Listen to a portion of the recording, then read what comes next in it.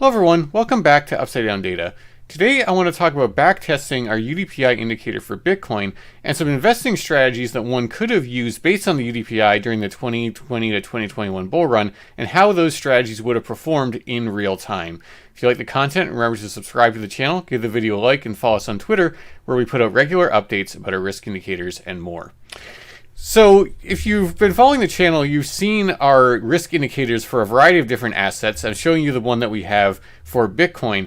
And I think when you look at this chart, it looks pretty good, right? The UDPI, our risk indicator, is quite good at calling out these local tops as being high risk zones. I'm showing you here the price action of Bitcoin across time. Red means high risk. Dark green means low risk. And you can see the indicator does a good job of identifying these high risk zones in Bitcoin's history, as well as these low risk zones. And so you can imagine, buying during the green and selling during the red, historically has probably been pretty advantageous. But one of the questions we always have to ask with models like this is this all just hindsight bias? The model as it runs today has knowledge of everything that Bitcoin's ever done in its past. And so is the model actually able to identify these high and low risk zones in real time, or is this all just due to hindsight bias? And I think this is an important question, right? Because, it's not useful if all the indicator can do is look at the past and give you a reading. It needs to be able to do that in real time, and those need to be meaningful readings, need to be useful in the moment. So what I want to talk about today is to look at what would have happened if we had the UDPI starting here. So starting during the March 2020 crash. And so we had it going into this recent bull run that we experienced and we are hopefully still in the middle of. And so what I'm going to show you is how we can actually simulate UDPI data as if it was run in real time. So basically running the UDPI with no knowledge of anything that comes the day after. So only knowledge up to that day. So knowledge of the asset up until that one day, and then no knowledge of anything past that.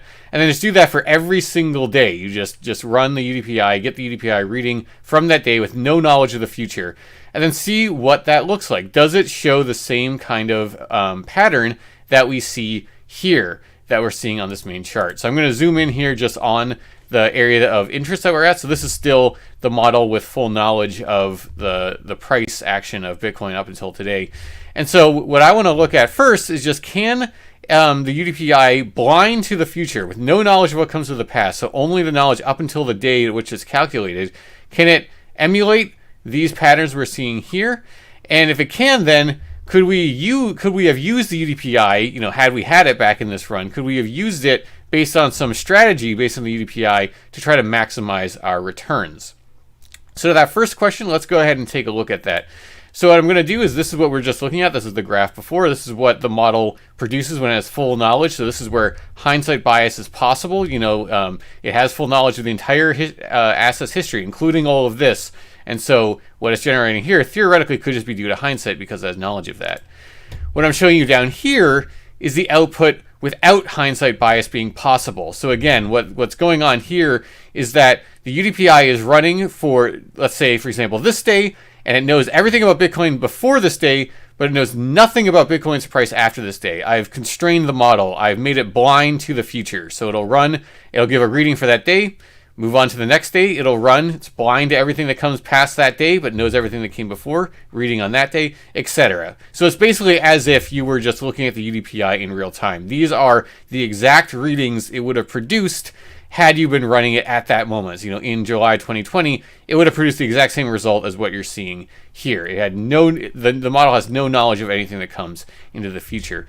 And what you can see is that it works quite well in this capacity, right? Look, these are basically the very much the same patterns, right? It's still identifying this part down here as deep green, this kind of as a middle zone here, and then going up into these deeper reds down into the summer, which was quite a good buying opportunity, and then going into what we've been seeing more recently. And we can see this if we look at just the raw output of the UDPI. So I've made the y-axis here as the UDPI output. And one thing I think is actually kind of interesting when we look at it this way is that of the differences we actually see, if anything, they're actually making it a bit more accurate, or it's actually in real time calling things maybe even a little bit more clearly than it's doing it in hindsight, right? Like you see that it's getting down to the same basic levels down here during the coming off of that March crash.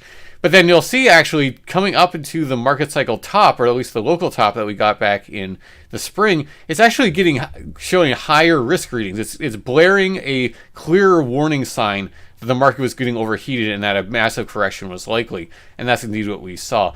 And really, if there's going to be deviation between these different models, the one that has full knowledge of everything versus the one that's playing out in real time, this is the way you'd want it to play out, in my opinion. You'd want it to be giving you a bigger warning when the top is coming in than a lesser warning. It wouldn't have been great if it was printing out lower readings in real time than what it's doing in hindsight. In actuality, it was actually printing out higher readings in real time than it's doing in hindsight. Not extremely so, but noticeably so. And I think that's only a positive, frankly, because that would have meant that you really would have gotten a warning. For one day, it actually hit 5 maximum risk on our scale here before slowing down and then eventually getting to that crash into the summer. So I would say this is a success, in my opinion. I see this as if one had been trading based on the UDPI in real time during this whole run, one would have been getting pretty good information, pretty, in my opinion, valuable information about the state of the market and how overheated it had gotten there going into the spring. I believe this topped out in one of the February peaks, which we can actually see back here. This is where it peaked out, so not the absolute top, but pretty close to it. And then, as UDPI tends to do, when you get those really high risk readings, at best the asset's just going to trade sideways for a while, maybe put up a little bit more upside, and then usually a correction will follow sometime thereafter. Okay, so this is the first part of the backtesting being a success, in my opinion, that it's able to produce the same output, more or less, that it does in hindsight, and arguably even a little bit more valuable output in real time than it's doing here in hindsight. Now, the question that I want to ask next then is, if we take this version of the output of the model, so as if you were doing it in real time, and then we can simulate some trading strategies. So just pretending that you had some strategy based up, or that you had based on level of the UDPI across time, we can actually simulate how that would have performed during this bull run using this version of the output. We don't want to use the hindsight version. We want to use the version that was actually playing out in real time.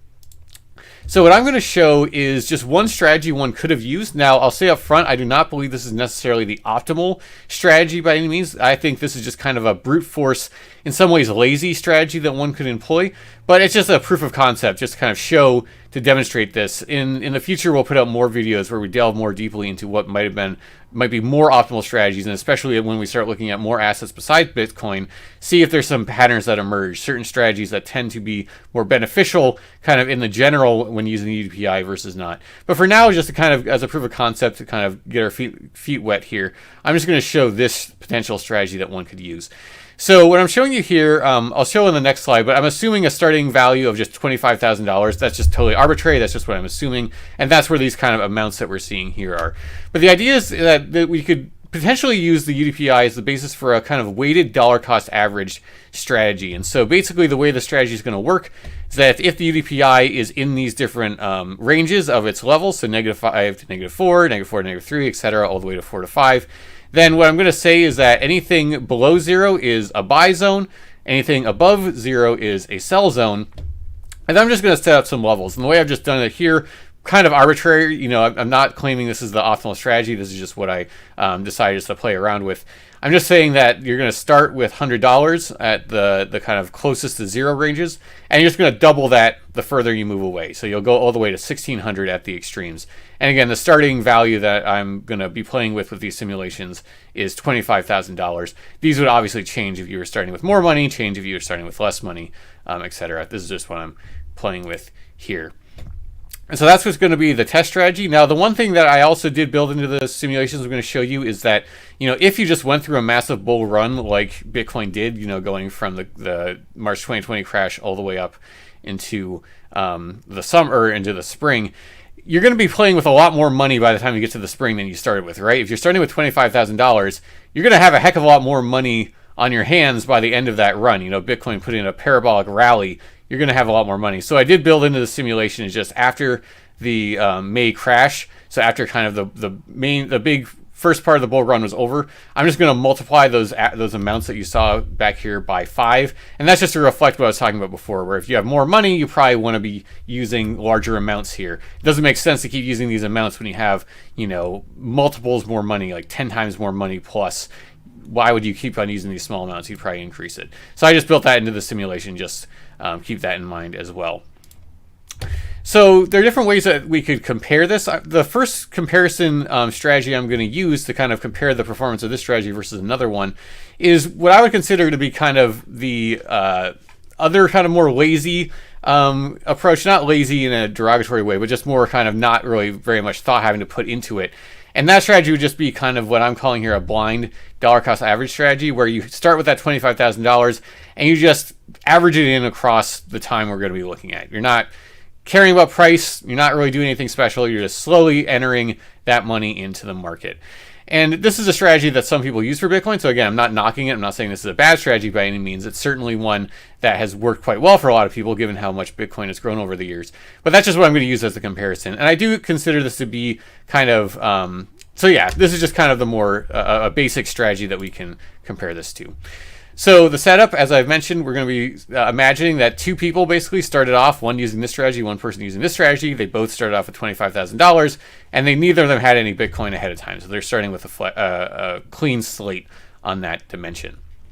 So let's go ahead and look what the returns would have been between these two different strategies. So what I'm showing you here is just the results for the weighted DCA strategy. So this is the total value. So the amount of dollars that they have, the amount of cash they have on hand, combined with the current cash dollar value of the Bitcoin that they're currently holding. And so you can see, starting down all the way down here at around 25,000, it quickly kind of explodes up as Bitcoin's moving these parabolic runs. And then what you see here is actually levels out, and I'll get to this in a minute. Essentially, what's happening here is that you've largely exited the market at this point during kind of the spring, and you're just re-entering the market again here in the summer, so you can ride those moves back further into the upside. Now let's compare that to that kind of blind DCA strategy where you're just kind of averaging in that $25,000 across this whole time period. And what we can see is, that strategy doesn't do poorly by any stretch of the imagination. It's up over, I believe, around $60,000. So you are still up somewhere in the ballpark of a little bit less than 3 times your initial investment. Between 2 and 3x your initial investment. Not bad, but certainly nothing compared to what we've got going on over here. And so what I'm actually going to show you here is to get under the hood a little bit more, is I'm actually showing you just the cash on hand for each participant across time. So green would be the cash that the weighted DCA person would have, and then the yellow is this more kind of just blind DCA.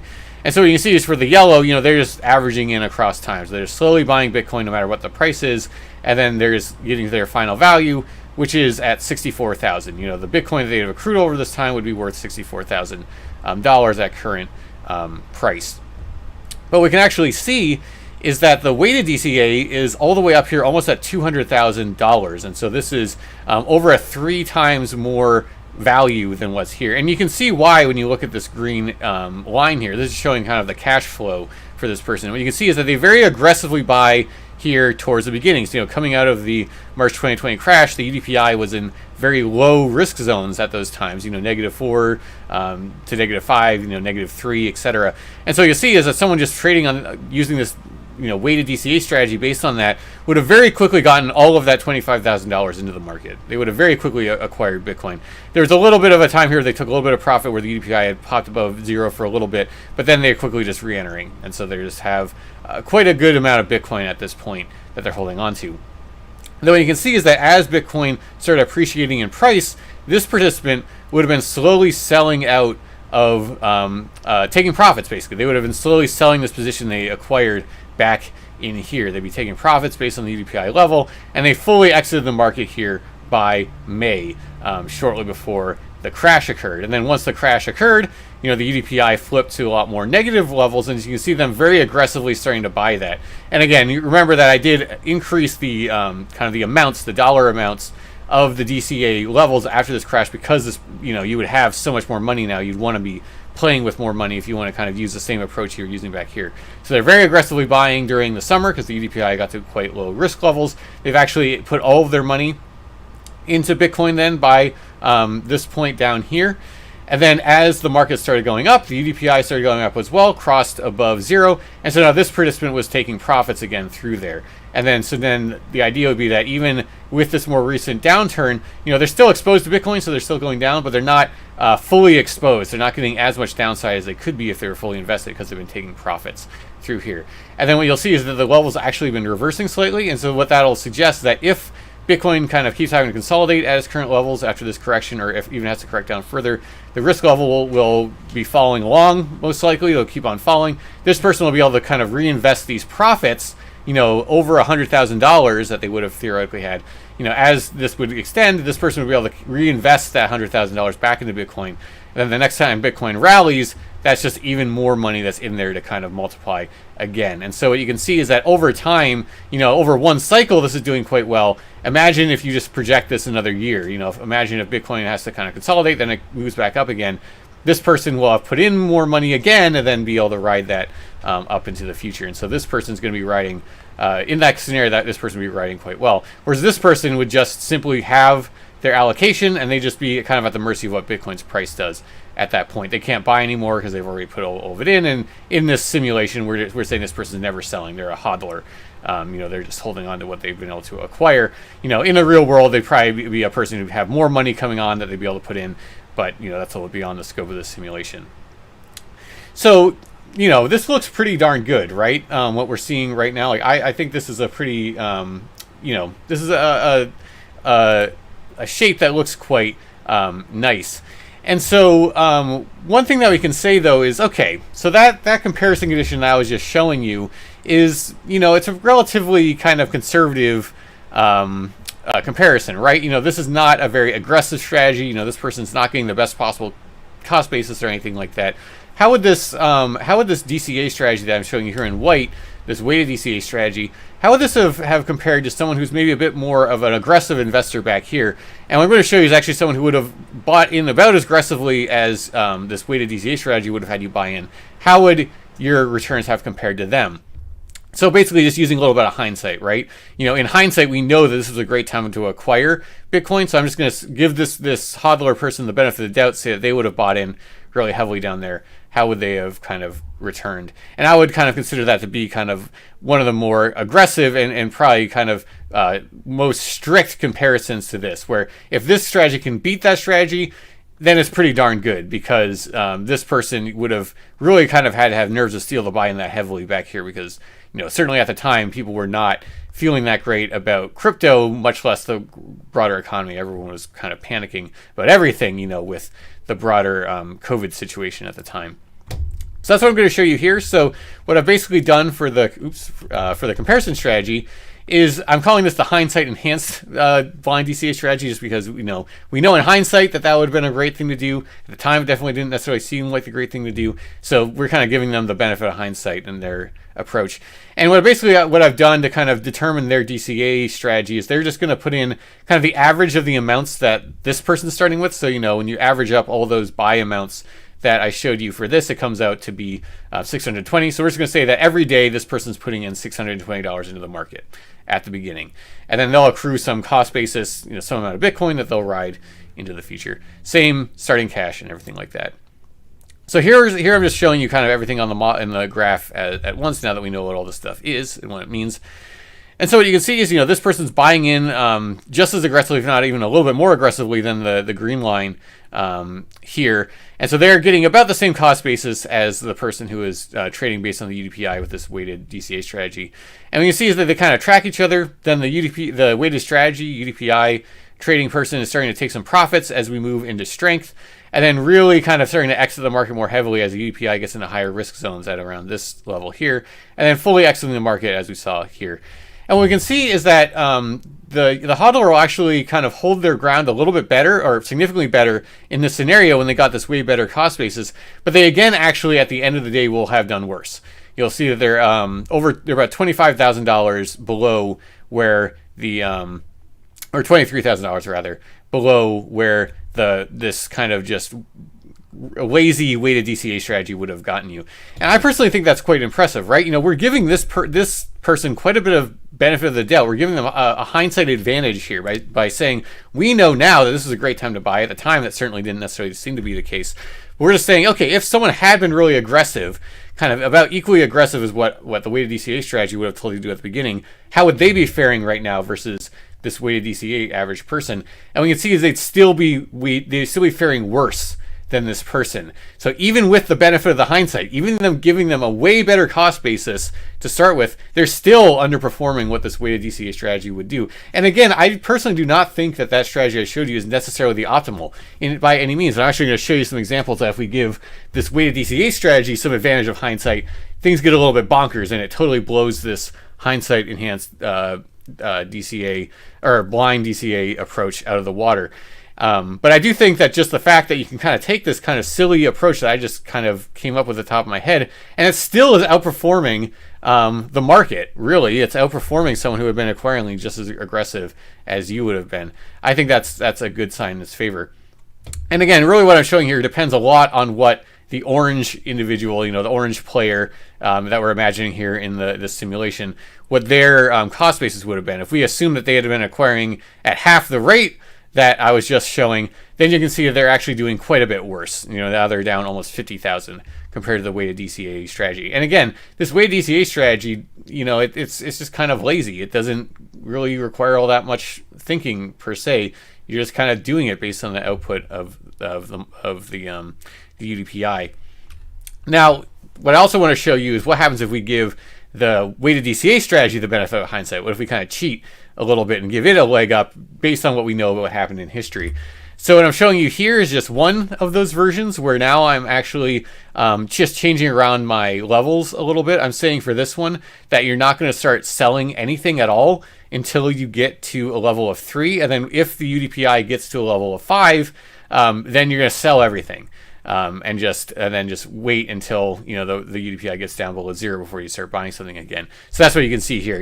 Acquire, don't sell anything, start selling a little bit through here as we get above 3, and then just dump it all once we get above 4, or excuse me, once we get up to around 5 on the UDPI. And what you can see is that when you do that and carry that into the future, now that's really protecting you from this downside risk, right? You got a ton of money, you're not realizing this loss from this crash, and you end up being up almost $75,000, a little bit more than that, above what this person would have been at if they we're still giving, this is the hindsight enhanced version, right? They're getting a very aggressive cost basis and they're not being able to perform as well. And then if we go fully bonkers, if we really cheat the system and we say, all right, we're just not going to sell anything until the UDPI peaks out at 5, now you can see that we're up over $100,000 above what this kind of more aggressive kind of hindsight advantaged strategy would be. So personally, I don't see these here as being all that valuable in many ways, because hindsight is useless in the moment. There's nothing to say to any individual that if you didn't have something like the UDPI, there would have been nothing necessarily telling someone that they should be doing this other than instinct, or maybe they're looking at some other technical indicators that might have given them some idea. But again, there's not really anything definitive to point to say that it would just be natural for people to do this, right? It's not, you can't just say this would have been everyone's intuition just buying super heavily down there. Certainly it wasn't. There was so much fear in the market that some people were buying down there, and they're obviously very happy right now, but a lot of people were scared. I mean, the whole reason we got the crash in 2020 to begin with was a lot of people capitulated. A lot of people dumped all their Bitcoin because they were afraid it was going to dump down a lot further. And so certainly you can't say that anyone with a brain would have just been buying Bitcoin back there. Absolutely not. No way. There was a lot of fear in the market. And so really what the advantage of the UDPI is here is it's giving you this data-driven indication to say, no, this is a good time to buy. Like, look at the level. The level is quite low. This is a great time to be acquiring. And then it's telling you this is a great time to be selling, great time to be acquiring, and then taking profits back up here as well. And that's really the benefit, in my opinion, of using a UDPI-based approach. And again, this weighted DCA strategy is, in my opinion, not even necessarily the most optimal. We'll be putting up more videos where we test some other ones, especially across assets, to see if we can get a better indication of what might be the optimal strategy for the UDPI. But this, again, was just kind of a shot in the dark, just very simple, just starting at starting at 100 and just doubling it from there. You know, it's not a very sophisticated approach by any stretch of the imagination. One could imagine that you actually might benefit from skipping entire levels potentially. That if, for example, if historically, you know, hitting -2 tends to mean that you're going to go down to -3, then why would you be buying before you hit -3? You just wait, and so you maybe leave some of these blank. Or maybe on the way up, you know, it's tended to be the case that Bitcoin will oftentimes go up into these higher risk zones, and maybe you just want to hold on to sell until you get up to like 3 or above, instead of taking profits at these lower levels. You know, there's different things that you think about what might actually be the optimal strategy. So I'm in no ways claiming that this here, what I'm showing you, is the optimal strategy for a starting point of $25,000. And even with that, I think it's frankly pretty remarkable that it's consistently outcompeting these other things that we're looking at. So that's just some initial kind of foray into this kind of idea of back testing the UDPI and looking at these different strategies. As I mentioned, we'll have more videos coming out, both where we're looking at other strategies for Bitcoin, but then also with other assets. You know, we have UDPIs for 23 different assets now, and we're adding more every week.